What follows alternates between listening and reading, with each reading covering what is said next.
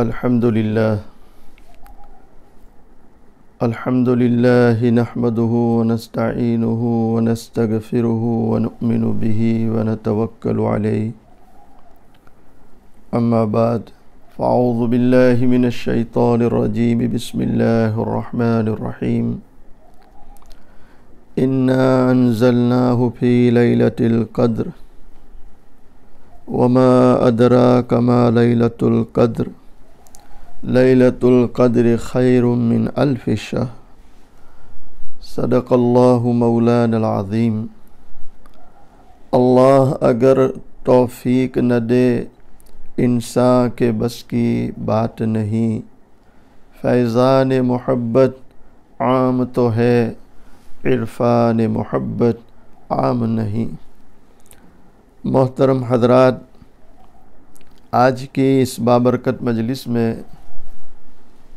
شب قدر کے تعلق سے کچھ باتیں بیان کرنی ہے۔ چونکہ رمضان المبارک کی راتوں میں سے ایک رات شب قدر کہلاتی ہے، جو بہت ہی برکت اور خیر کی رات ہے۔ کلام پاک میں اس کو 1000 مہینوں سے افضل بتلایا ہے۔ ایک رات یعنی ایک شب قدر، اللہ اکبر، 1000 مہینوں سے افضل بتلایا، اور 1000 مہینوں کا اگر سال کے اعتبار سے حساب لگایا جائے تو 83 برس 4 ماہ ہوتے ہیں، یعنی 83 years and 4 months، 83 برس 4 ماہ۔ خوش نصیب ہے وہ شخص جس کو اس رات کی عبادت نصیب ہو جائے۔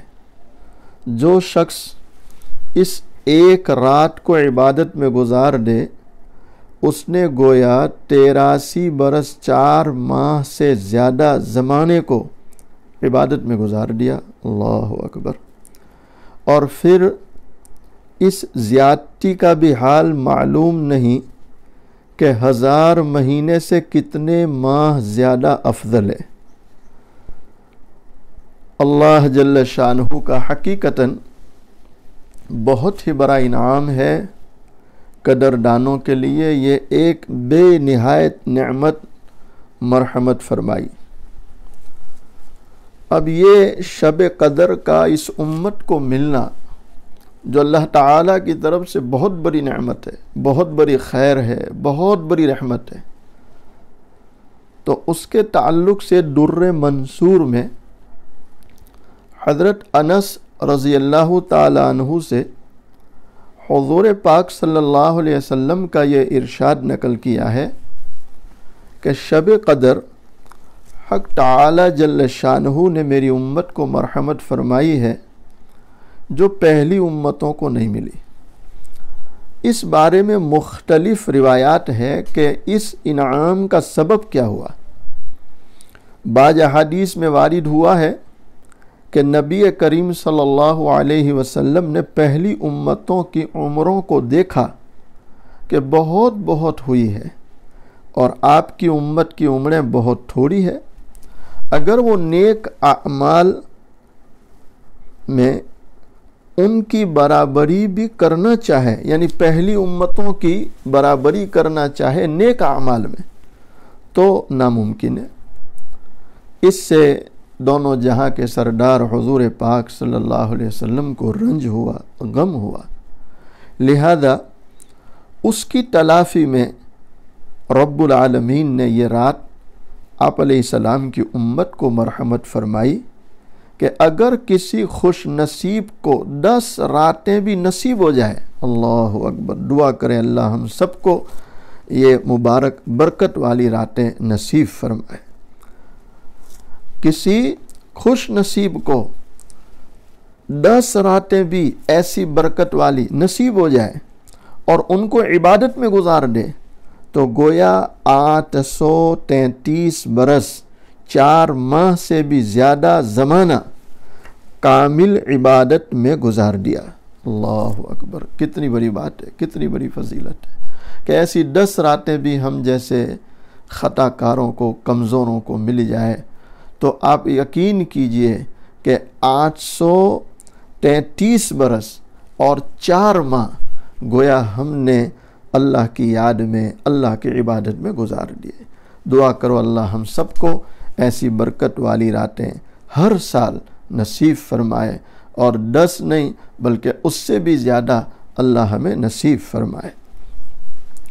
بعض روایات سے معلوم ہوتا ہے کہ نبی کریم صلی اللہ علیہ وسلم نے بنی اسرائیل کے ایک شخص کا ذکر فرمایا کہ 1000 مہینے تک اللہ کے راستے میں جہاد کرتا رہا۔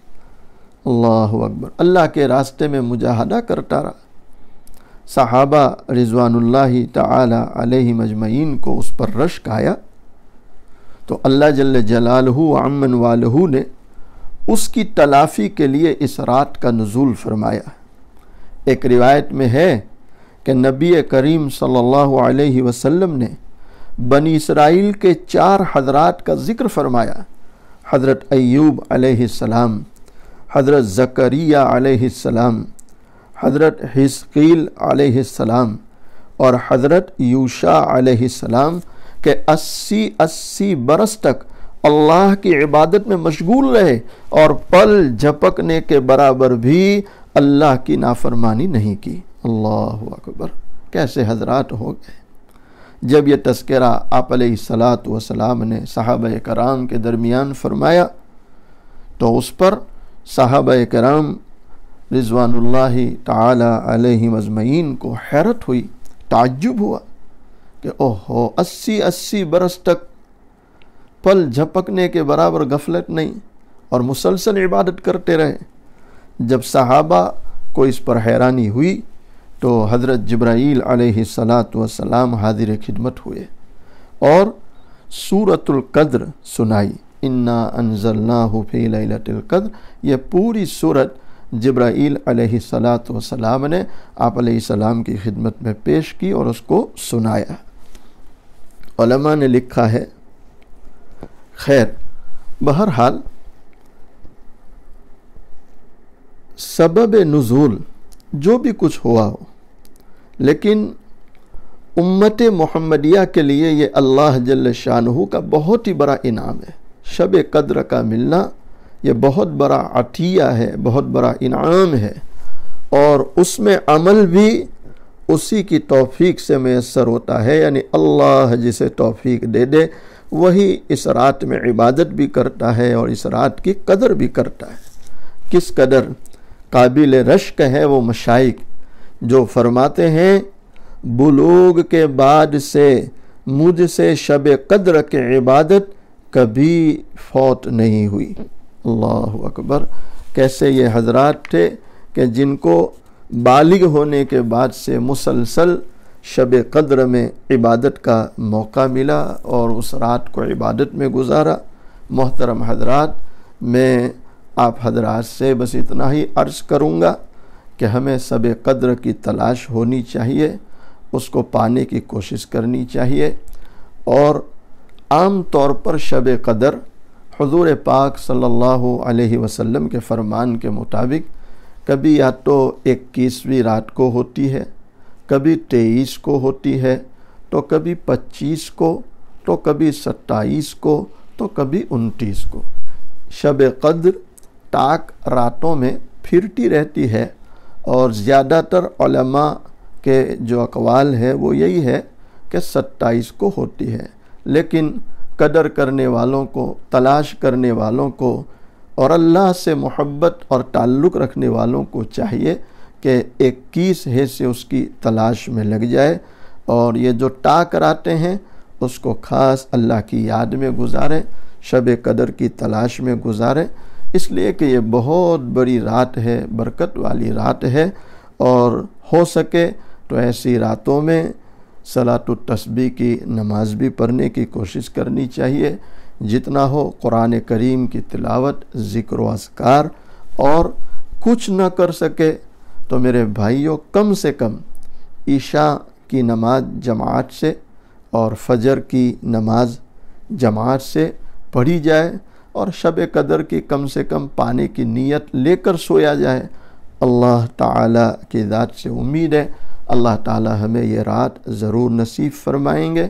اللہ اس رات کی برکتوں سے، اس رات کی رحمتوں سے ہم سب کو مالا مال فرمائے، اور زیادہ سے زیادہ اللہ ہمیں رمضان کے ان بقیہ ایام کی قدر دانی کی توفیق عطا فرمائے۔ وآخر دعوانا ان الحمد للہ رب العالمین۔